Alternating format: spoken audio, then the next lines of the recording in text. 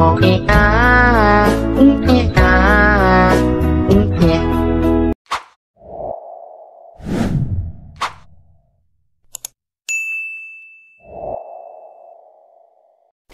menoleh ke kanan dan ke kiri. Eri juga ngikut ke kanan dan ke kiri. Assalamualaikum, assalamualaikum. Awalnya memang nggak ada kejadian aneh di sini, Wak. Tapi waktu Eri noleh ke kiri, hai wassalamualaikum warahmatullahi wabarakatuh. Terima kasih sudah klik video ini. Nah, karena malam ini sudah sampai di malam Jumat lagi, itu tentunya sudah berarti aku akan menemani kalian lagi dengan menceritakan satu kisah horor Wawa part 275, Wak. Malam ini lagi-lagi kita dapat kisah atau KHW jadul yang gak kalah epic dari KHW-KHW sebelumnya.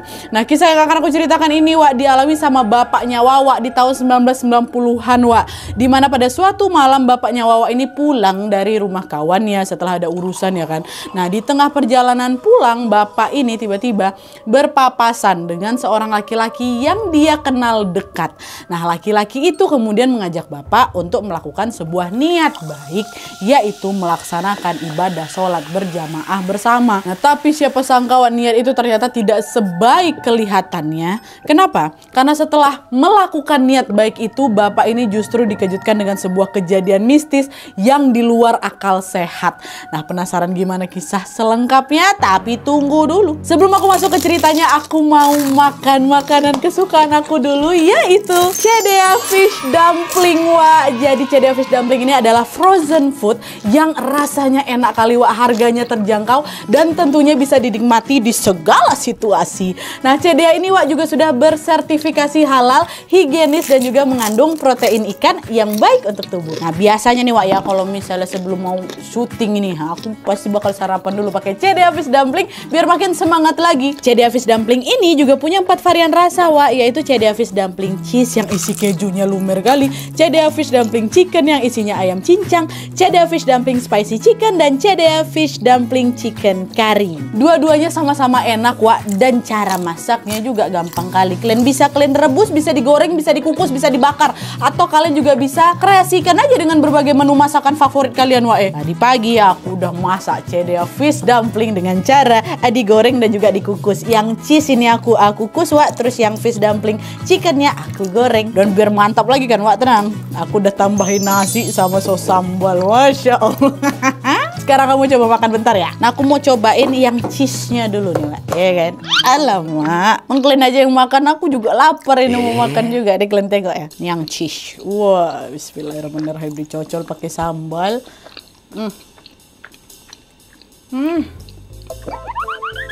Masya Allah, emang enak. Kejunya tuh betul-betul gurih kali, Wak, meleleh langsung di lidah. Kalian bisa lihat nggak sih di sini? Dan jangan salah, rasa ikannya betul-betul berasa. Betul-betul nggak nyesel aku nyetok Cedea Fish Dumpling ini, Wak, di rumah dan juga di kantor. Terus mau aku stok. Sekarang aku gantian mau coba yang chicken ya kan. Nah, chicken aku pakai nasi. Kita lihat dulu isinya. Ayamnya banyak kali, ya Allah. Pakai nasi lah ini, masa iya nggak pakai nasi?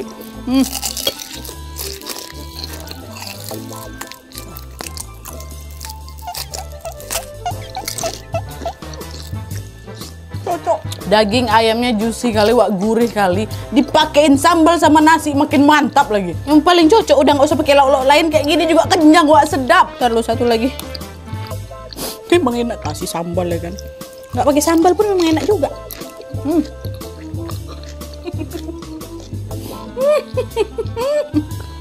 Ikannya berasa, isinya jelas juga rasanya, banyak juga isinya kan. Nah, buat kalian yang pengen ngerasain lezatnya Cedea Fish Dumpling ini, Wak, langsung aja beli di minimarket, supermarket, atau juga toko frozen food terdekat yang ada dekat rumah kalian ya. Cedea, ikan olahan bermutu. Jangan lupa juga, Wak, untuk follow @Cedea Seafood di media sosialnya ya. Nah, sekarang ini karena aku udah good mood lagi ya kan, aku jadi makin semangat lagi nyeritain kisah horor ke kalian semua. Sekarang baru tanpa berlama-lama kita langsung masuk aja ke ceritanya.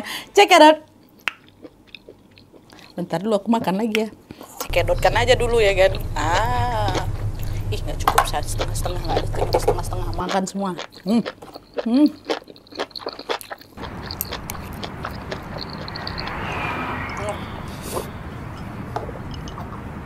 tengah, baru kita lanjut ke cerita Bapak Wawa. Nggak pakai sambal enak, pakai sambal apa lagi ya kan? Nggak bisa, satu lagi.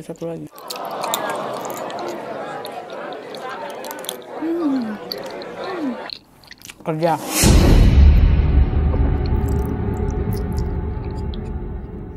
Oke, Wak, jadi kisah yang aku ceritakan malam ini dikirim sama Wak kita yang bernama Tiwi dari Sumatera Barat. Halo Tiwi, sana. Nah, Tiwi ini Wak adalah anak kedua dari 2 bersaudara. Dan seperti yang sudah aku bilang tadi Wak, kisah yang dialami sama bapaknya Tiwi ini yang bernama Pak Eri terjadi di tahun 90-an, tepatnya di tahun 1999. Dan FYI Wak ya, 1999 ini udah 26 tahun yang lalu. Masya Allah, nggak kerasa ya. Nah, by the way Wak, untuk memudahkan ceritanya tanpa mengurangi rasa hormat, di video ini aku akan menyebutkan nama tokohnya langsung Wak ya. Nah, jadi Wak, ceritanya pada masa itu Eri ini baru saja menikah dengan seorang wanita yang bernama Rabiah. Nah, setelah menikah Wak, Eri dan juga Rabiah ini tinggal di sebuah rumah yang berada di wilayah Tanah Datar, Sumatera Barat. Nah, pada saat itu Eri ini bekerja sebagai petani, sementara Rabiah sebagai ibu rumah tangga biasa aja. Pernikahan Eri dan Rabiah ini bisa dibilang berjalan mulus-mulus aja Wak, dimana tidak lama setelah mereka menikah, Rabiah pun dinyatakan hamil anak pertama.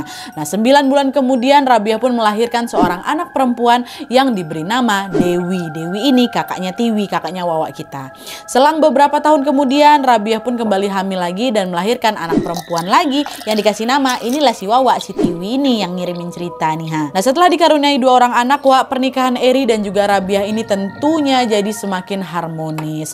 Dan sebagai bentuk mensyukuri keharmonisan keluarganya ini, Eri sang bapak pun menyibukkan diri dengan beribadah pada Allah Subhanahu wa Ta'ala dengan cara sholat tepat waktu dan juga aktif mengikuti pengajian bersama bapak-bapak lain yang ada di desanya. Saking seringnya ikut pengajian Wak, lama-kelamaan Eri ini pun jadi dekat dengan seorang Buya yang memimpin jalannya pengajian. By the way Wak, di desanya Eri ini Buya ini adalah sebutan bagi orang yang pandai mengaji dan memiliki pengetahuan luas terkait Al-Quran ya.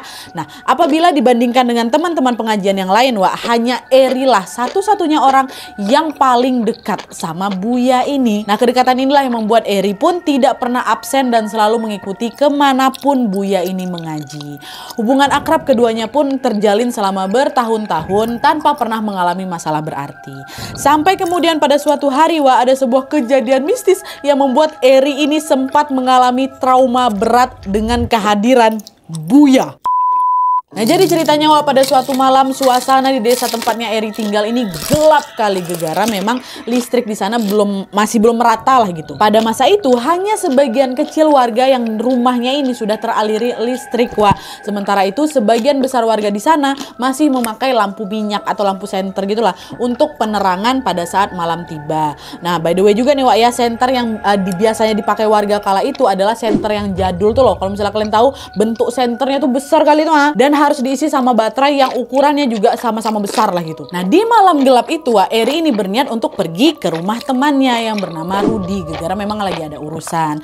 Eri pun lalu mengambil sepeda ontelnya dan membawa lampu senter tuh lah untuk menerangi saat di perjalanan nanti. Setelah keluar rumah Wak, Eri melihat ternyata hujan rintik-rintik udah mulai turun. Di situ Eri itu sempat membatalkan niatnya untuk pergi Wak, gegara dia takut nanti kehujanan ya kan. Tapi nggak lama si Eri ini mikir lagi, tapi ini kan urusannya penting kali nih. Kalau aku nggak berangkat kasihan juga si Rudi udah nungguin. Yaudahlah nggak apa-apa lah, aku pergi aja. Toh juga hujannya masih rintik-rintik, belum yang hujan deras kali gitu kan. Nah, setelah berpikir kayak gitu, Eri pun langsung on the way mengayuhkan sepedanya menuju ke rumahnya Rudi. Di sepanjang perjalanan Wak, Eri itu cuma sendirian aja karena sebagian besar warga di desa itu sudah tertidur lelap lah gitu. Satu-satunya suara yang menemani perjalanan Eri hanya udah cuma kicauan suara jangkrik aja. Nah, meskipun suasana di malam itu sunyi kali Wak, Eri itu nggak ada takut-takutnya sama sekali. Dia justru mengayuh sepedanya dengan santai tanpa ada kekhawatiran apapun karena juga biasanya nggak pernah diapa-apain gitu. Nah, setelah menempuh perjalanan kurang lebih ya beberapa menit lah, Eri pun sampailah ke rumahnya si Rudi. Nah, setibanya di sana mereka mengobrol lah terkait urusan pekerjaan yang memang mau diobrolin tadi, yang penting tadi itu loh. Dan setelah selesai, Eri barulah nih pamit pulang ke rumah. Sebelum Eri nih balik, si Rudi tiba-tiba ngomong, Wak, kok yakin mau pulang sekarang? Ini udah malam kali loh, di luar juga gelap kali, masih hujan. Udah aku nginep rumah aku aja lah, kata Rudi. Enggak lah Wak, aku balik aja lah, kasihan anak istri aku nungguin aku di rumah. Lagian juga tadi di jalan nggak ada apa-apa kok, tenang-tenang aja. Udah tadi aku juga berangkatnya aman-aman aja. Insya Allah nanti baliknya juga aman-aman aman, kata Eri kayak gitu. Oh ya udahlah kalau kayak gitu, yang penting nanti kok di jalan hati-hati ya, kata Rudi. Siap, baik, makasih, aku balik dulu, kata si Eri kan. Nah udahlah tuh, setelah berpamitan Eri pun mengambil sepedanya dan bergegas pulang ke rumah Wak. Nah kalau tadi Eri itu berangkat dengan menaiki sepeda, entah kenapa di perjalanan pulang Wak, Eri ini memilih untuk menuntun sepedanya aja sambil megang senter gitu lah untuk menerangi jalan. Jadi dia nggak ngayuh sepeda Wak, pengen jalan kaki malam aja gitu. Dan setelah menempuh perjalanan beberapa saat itu, Eri akhirnya tibalah Wak di pertigaan jalan raya yang memang nggak jauh dari rumahnya. Setibanya di pertigaan itu, Eri nyebrang lah ya kan. Habis nyebrang, dia belok ke sebuah gang yang ada di sebelah kanan dekat jalan raya itu tuh memang arah jalan Mubale. Nah di situ Wak, rumahnya Eri ini berada di urutan nomor 4. Jadi habis masuk gang itu ada 1 rumah, 2 rumah, 3 rumah. Nah yang keempat itulah rumahnya si Eri. Nah di dalam gang itu juga ada musola Wak, yang berada paling ujung kali dari gang itu. Berjarak sekitar 10 rumah lah dari rumahnya si Eri. Nah itu artinya apa? Kalau misalnya warga ini mau melaksanakan sholat di musola yang ujung itu, mereka ini harus ngelewatin rumahnya Eri dulu ya kan. Dan nanti di sebelah kanan musola itu memang udah nggak ada rumah-rumah lagi, yang ada cuman ya udah sebidang lahan kosong gitulah yang sudah ditumbuhi oleh tanaman-tanaman liar. Jadi ini rumah Eri, ada jarak 10 rumah. Disitulah musola, di sebelah musola tuh ada tanah kosong gitulah ya, kebayang ya. Nah pas Eri ini baru aja berbelok ke gang Wak, Eri melihat ada seseorang yang lagi berjalan dari arah berlawanan, which is dari depan dia, dari arah musola tuh lah. Dan entah kenapa waktu itu nih perasaan Eri nih tiba-tiba berubah nggak enak. Sepanjang jalan dari rumah Rudi ke depan gang tuh biasa-biasa aja Wak. Padahal sendirian ya, padahal masih jauh tuh kan dari rumahnya tuh. Cuman waktu udah nyampe di gang, udah dekat dari rumah, udah dekat pemukiman warga, di situ perasaan udah nggak enak. Kok nggak enak ya perasaan aku? Ini siapa nih yang ke musola malam-malam kayak gini? Bukannya waktu Isya udah lewat ya? Dan lagi kayaknya malam ini nggak ada jadwal pengajian lah. Aku juga nggak tahu, nggak dapat informasi. Kira-kira siapa nih orang depan aku gitu. Berbagai pertanyaan itu pun terus berkecamuk lah Wak di kepalanya Eri, sampai akhirnya jarak dia sama orang depan ini Wak udah makin dekat lagi ya kan. Dan ternyata orang yang berjalan itu Buya. Buya siapa? Guru ngajinya Eri tadi Wak. Nah di situ Eri udah agak lega. Walah Buya rupanya habis dari musola Buya. Cuman sholat malam-malam kayak gini di musola kata gitu. Nah Buya bilang, enggak kok, saya bukan dari musola tapi dari rumah warga. Kamu sendiri dari mana Eri? Udah sholat Isya belum? Kata Buya kayak gitu. Saya habis dari rumah teman saya. Tadi juga kebetulan saya belum sholat Isya Buya, saya keburu-buru katanya. Oh alah ya udah kebetulan saya juga belum sholat Isya. Ya udahlah yuk kita sama-sama yuk sholat jemaah di musola kata Buya kan. Nah karena yang ngajak sholat itu adalah ya Buya guru ngajinya ya, di situ Eri pun langsung oh iya baik-baik ya, langsung mengiyakan lah tanpa rasa curiga sedikit pun. Ayo Buya, ini aku taruh sepeda di rumah dulu ya kata Eri. Padahal di situ tuh Eri harusnya tahu kalau memang Buya jalannya dari musola, ngapa nggak Buya duluan sholat aja di sana sendirian ya kan, ngapa harus balik dulu ke sini baru sama-sama ke musola gitu. Harusnya di situ Buya udah curiga, Eri udah curiga, tapi waktu itu belum curiga sama sekali nih. Ya, udahlah yang jelas setelah mengembalikan sepeda ke rumah, Eri pun segera mengikuti langkah Buya berjalan ke arah musola. Waktu itu Buya jalan Wak ditinggalinnya Eri nyusul gitu kan. Nah pas lagi asik-asik jalan ini, tiba-tiba ada sekelebat hawa dingin itu. Nadia kata siapa kan? Ada sekelebat hawa dingin yang langsung bikin merinding ini si Eri. Ngapa nih ya?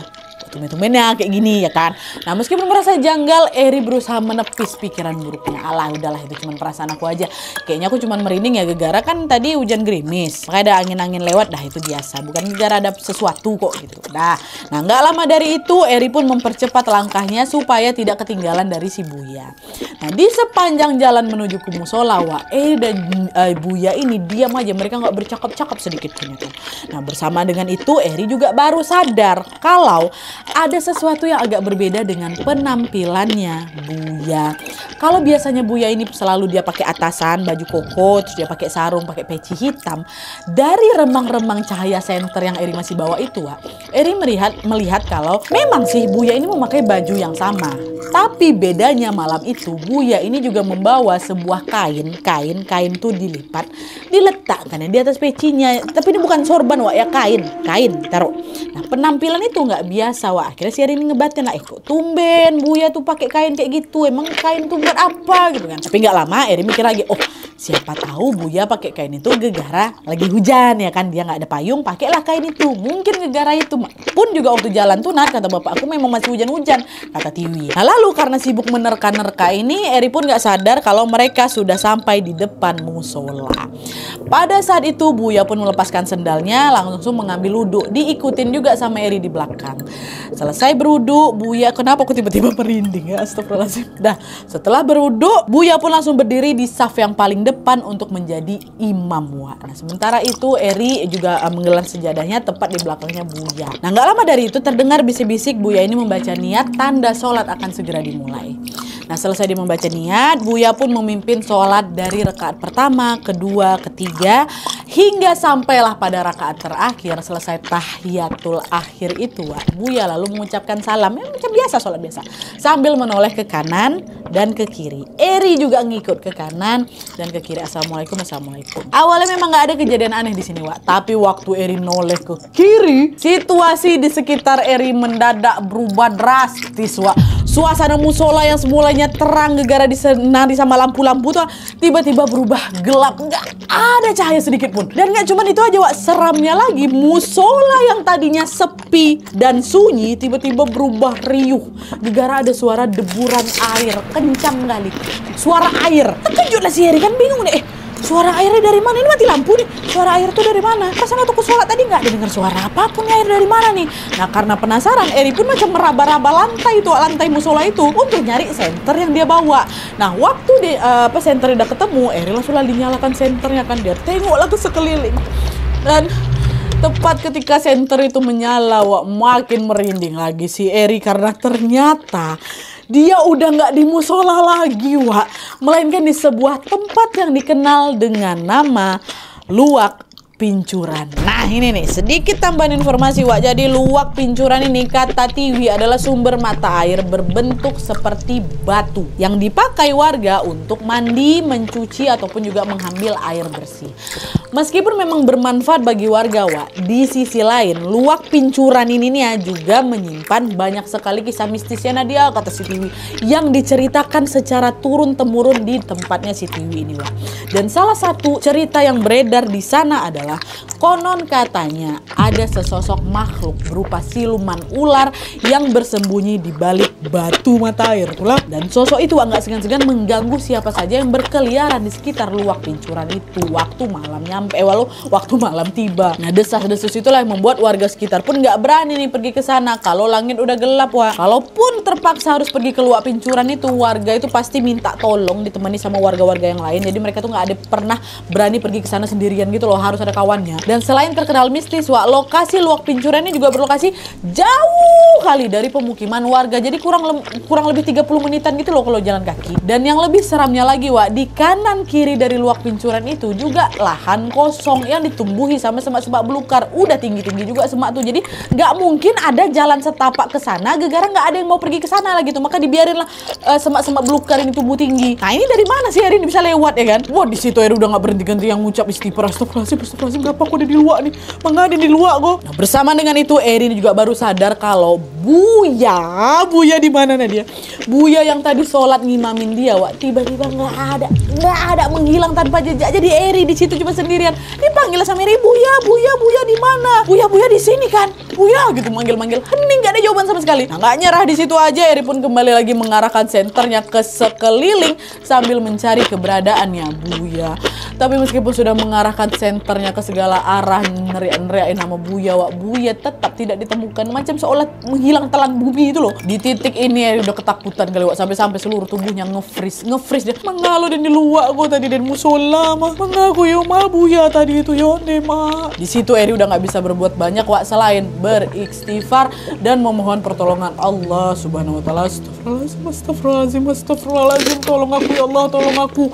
Nah, alhamdulillahnya tidak lama setelah berdoa, tubuh Eri yang tadi nge-freeze tuh udah bisa digerakkan lagi. Lalu karena dia nggak mau lama-lama di tempat itu sendirian, Eri pun langsung udah berlari sekencang-kencangnya menuju ke rumahnya tanpa memakai alas kaki. Alas kaki bapakku tuh entah dari mana nanti. lari, astagfirullah. Dan setelah dia berlari kurang lebih berjam-jam, Wak, berjam-jam, bukan 30 menit, berjam-jam, Eri ternyata masih mengalami juga kejanggalan lain, di mana dia belum juga sampai ke rumah tuh, meskipun udah lari tuh, udah berjam-jam, udah sampai ngos-ngosan ya, nggak sampai juga.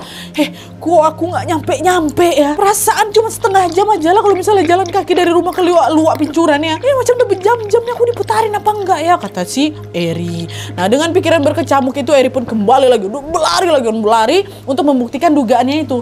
Ternyata betul, Wak. Setelah beberapa saat berlari, Eri ini baru sadar kalau dia melewati tempat yang sama. Jadi bisa dibilang Eri ini macam udah stuck, cuma putar di titik yang sama aja. Nah, merasa dia nggak beres di sini, Eri pun langsung menghentikan langkahnya. Dia menatap ke langit lalu memanjatkan doa lagi supaya Allah Subhanahu wa taala memberikan sebuah pertolongan. Ya Rabbi, tolong aku. Nah, selesai dia berdoa, Eri pun memutuskan untuk bismillah. Dia mau lari tanpa menoleh ke belakang. Udah, aku lari daripada aku stuck di sini, nggak stuck, pokoknya aku berlari aja lah, katanya. Coba tahu nanti aku dibantu sama Allah, aku nyampe rumah gitu. Lari, saat. Nah, di sisi lain, Wak, ketika Eri ini sedang berjuang untuk balik, Rabiah, istrinya Eri atau mamaknya Wawa ini, rupanya juga sedang menunggu kepulangan suaminya. Kok belum balik-balik suami aku nih, udah cemas dia kan. Nah, waktu itu Rabiah tuh gelisah gara-gara nggak biasanya suami aku pergi sampai tengah malam kayak gini. Paling lambat dia nyampe rumah pasti di jam 10. Itu pun udah malam kali itu di sini. Tapi kenapa udah semalam ini kok suami aku nggak balik-balik ya, katanya. Nah, khawatir dengan keselamatan suaminya Eri, Wak. Malam itu juga Rabiah pun mendatangi dan mengetuk pintu-pintu semua warga untuk meminta bantuan mencari Eri. Bu, tolonglah Bu, laki lu balik ke rumah lah, Bu. Tahurin kamalah Eri itu, kata gitu. Nah, untungnya beberapa warga pun akhirnya bangun dengan awak dan juga bersedia dimintai bantuan. Malam itu juga mereka beramai-ramai lah itu, Wak, nyari keberadaan Eri dengan membawa beberapa lampu minyak untuk penerangan mereka. Tapi meskipun sudah dicari kemana-mana, warga belum juga nemuin Eri. Eri belum balik juga nih. Nah, balik lagi ke sisi Eri. Pada saat itu, Wak, Eri ternyata masih stuck di tempat yang sama meskipun sudah berlari selama berjam-jam. Nah, berlari baca doa lagi, berlari masih di situ-situ juga. Nah, karena kelelahan, Eri pun memilih untuk beristirahat sebentar sambil memikirkan cara supaya bisa keluar dari area luak pincuran itu. Duduk ada lagi, tenangkan dirinya lagi, dia istirahat bentar. Nah, nggak lama kemudian samar-samar Eri mendengar ada suara laki-laki yang bilang, "Jangan nyerah dulu, sedikit lagi sampai," katanya. Ada suara kayak gitu. Eri pun noleh lah kan ke arah suara itu untuk melihat siapa tuh, suara siapa barusan ya kan. Tapi tuh si Eri nengok kiri kanan, Wak, ada seorang pun di situ. Cuman Eri itu satu-satunya orang dekat luak tuh. Meski merasa ada yang nggak beres di sini, anehnya setelah mendengar suara itu, Eri yang tadinya panik tuh tiba-tiba berubah langsung macam tenang gitu hatinya. Gak lama dari situ Eri pun kembali berlari sampai akhirnya pada jam 4 subuh atau 4 pagi tuh Eri pun sampai dekat depan gang rumah dia tuh, Wak. Nyampe dia melihat suaminya udah berlari dari kejauhan. Rabiah yang waktu itu juga lagi standby nunggu di luar rumah tuh, Wak, langsung lah berlari juga dekatin si Eri. Setelah jarak mereka dekat, Rabiah langsung notice kalau Eri dalam kondisi yang sangat memprihatinkan, Wak. Bajunya basah tuh, berlumpur-lumpur, napasnya dalam ngos-ngosan tuh. Dan selain itu wajah Eri tentunya pucat pasi, macam orang ini memang lagi ketakutan kali kok. Lihat itu Rabiah langsung, "Astagfirullahaladzim, udah dari udah kok, tapi dari tadi nyarian udah lu udah ndak balik-balik ya. Lu baju gua basah sadonya tuh, udah habis ngapain?" Kata dia kayak gitu kan. Nah, dengar ucapan itu dari istrinya, Eri tidak menjawab, dia sibuk kayak gitu, mesin napasnya masih sengal-sengal. Dan setelah bisa bernafas dengan normal, tiba-tiba barulah di situ Eri pingsan dia langsung. Nah, melihat Eri pingsan, warga yang ada di sana juga langsung menggotong Eri masuk ke dalam rumah untuk direbahkan. Dan ketika masih tidak sadarkan diri nih, Wak, tubuh Eri waktu dipegang tuh demam, dan Eri pun demam tinggi sepanjang subuh itu sampai matahari terbit. Nah, singkat cerita, setelah pingsan kurang lebih berjam-jam, Wak, Eri akhirnya sadar lah. Ini di hari berikutnya ya. Tapi meskipun sudah membuka mata, Eri mendadak linglung. Dan dia nggak bisa mengucap sepatah kata apapun, linglung dia. Nah, awalnya Rabiah itu menganggap kalau suaminya mungkin masih kelelahan gara-gara pulang kemalaman kayak gitu. Aku nggak berani juga nanya-nanya gitu kan waktu itu bininya. Tapi setelah beberapa hari berlalu, kondisi Eri justru makin parah lagi, Wak. Pak Eri ini ya cuman bisa bengong aja, diam ya. Ditanya apa nggak ngerespon apa-apa. Ditanya ini, diajak ngobrol ini nggak ada ngejawab apa gitu, diam. Macam orang linglung. Nah di sini udah mulai khawatir lah Rabiah kan. Nah, Rabiah pun akhirnya membawa suaminya pergi ke orang pintar namanya Pak Aris. Pak Aris ini tinggal di desa sebelah, Wak, kata Tiwi. Nah pada hari yang sudah ditentukan, Rabiah pun pergilah membawa Eri ke rumahnya Pak Aris ini dengan ditemani beberapa keluarga yang lain. Setibanya di rumahnya Pak Aris ini, Wak, Eri diwajibkan menjalani serangkaian proses pengobatan kayak gitulah supaya dia ini bisa sembuh seperti semula. Nah udah setelah diobati kayak gitu, Rabiah barulah nanya ke Pak Aris ya kan, Pak, ini suami saya sebenarnya kenapa, Pak? Kenapa dia tiba-tiba berubah kayak gini? Padahal sebelumnya dia baik-baik aja loh, Pak. Terus kata Pak Aris kayak gini, kalau dari apa yang saya lihat, Bu ya, Eri ini diganggu sama makhluk halus yang ada dekat luak pincuran. Dan sepertinya pada malam itu ada makhluk halus yang menjelma dan menyamar jadi buaya, Wak. Terus ngajak Eri ini sholat jemaah. Itulah kenapa waktu dia sadar Eri itu udah ada di luak pincuran, bukan kat musola. Makhluk tuh yang bawa Eri ke sana, Bu, kata Pak Aris. Nah dengar penjelasannya Pak Aris, Rabiah nanya lagi, emang suami saya ini salah apa, Pak? Kenapa dia malah diganggu sampai segininya? Dia tuh nggak ada salah apa-apa, Bu. Ya makhluk itu memang sengaja ngeganggu Eri dan dia berniat buat ngajak si Eri ini ke dunianya dia, gara-gara dia suka sama si Eri. Kalau nih Bu ya si Eri ini bersedia diajak sama sosok itu, Eri akan mendapatkan imbalan berupa yaitu dia Bu, kesaktian. Dimana kesaktian itu bisa dipakai untuk mengobati orang lain secara gaib, kata. Jadi bisa dibilang Eri ini bisa mendapatkan ilmu perdukunan kayak gitulah, Wak, dari ngikut si buaya jelmaan ini. Terus Pak Aris nanya lagi, dah gimana Bu menurut Ibu? Ibu mau suami Ibu dapat kesaktian atau melanjutkan hidup kayak biasanya aja? Saya nanya kayak gini karena suami Ibu belum bisa diajak diskusi, kan suami masih linglung kan, Wak. Pak Eri masih linglung kan. Nah keputusan ini saya serahkan ke kamu, ke si Rabiah. Saya nggak mau, Pak, kata Rabiah. Saya nggak mau, nggak apa-apa, hidup kami biasa aja. Yang penting suami saya sehat macam dulu. Kami nggak butuh ilmu-ilmu kayak gitu, Pak, kata Rabiah kayak gitu kan.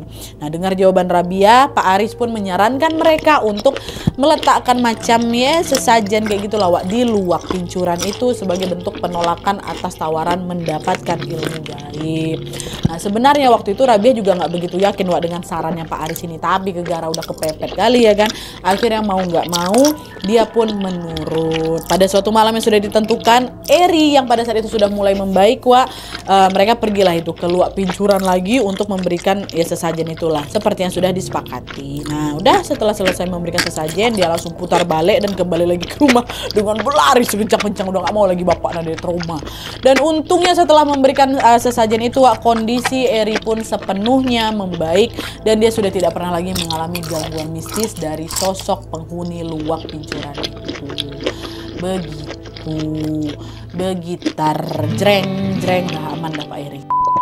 Oke, Wak, jadi itu tadi pengalaman horor dialami sama Pak Eri atau bapaknya Tiwi, bapaknya Wak kita. Aduh, ngeri kali waktu di musola tiba-tiba tuh Assalamualaikum warahmatullahi wabarakatuh. Assalamualaikum. Wah, ada di luar. Meskipun memang bapak itu sempat trauma, nah dia trauma berat ya, tapi di sisi lain Pak Eri ini juga bersyukur karena kejadian mistis itu tidak sampai melukainya secara fisik, Wak. Nah, dari kisah ini tuh kita juga jadi tahu kalau sebaiknya manusia selalu meminta perlindungan dan juga pertolongan kepada Allah Subhanahu wa taala kapanpun dan dimanapun, karena bisa jadi di luar sana ada makhluk yang berniat buruk dan juga mencelakai kita. Dan sebelum menutup video ini, mari sama-sama kita doakan semoga Pak Eri sekeluarga, Tiwi juga ini selalu sehat, panjang umur dan juga dalam lindungan Allah Subhanahu wa taala dimanapun mereka berada. Amin ya robbal alamin. Terima kasih Tiwi, terima kasih Pak Eri, salam buat Bu Rabiah, salam juga untuk Buya. Oke, Wak, jadi sekian dulu ceritanya. Kalau misalkan juga pengen berbagi kisah horornya, boleh langsung kirim aja kisah kalian ke email ke email kisahhororwawa@gmail.com. Nanti sertakan judul dan juga kontak kalian di sana, Wak. Ya, ini aku mau ngasih tahu nih, mengirimkan kisah ke email kisahhororwawa@gmail.com berarti sudah bersedia kisahnya dinaikkan kapan saja. Ya, tolong di highlight bagian situnya. Untuk bagian-bagian persetujuan dan lain-lain tolong dipastikan lagi karena kemarin nyaris saja ada yang membatalkan setelah aku selesai syuting. Jadi tolong, Wak, ya, siapapun yang yang pengen berbagi kisah horornya, kalau memang sudah bersedia di up sama Nadia dan tim, berarti barulah kalian kirim. Kalau masih ragu-ragu nggak usah ya, karena kami menganggap siapapun yang sudah mengirimkan kisah kalian ke email kisahhororwawa@gmail.com itu sudah bersedia kalau kisahnya di up kapan saja.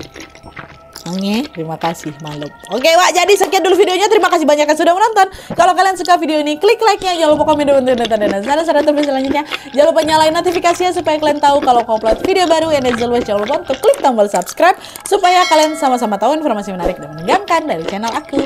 See you next video, bye.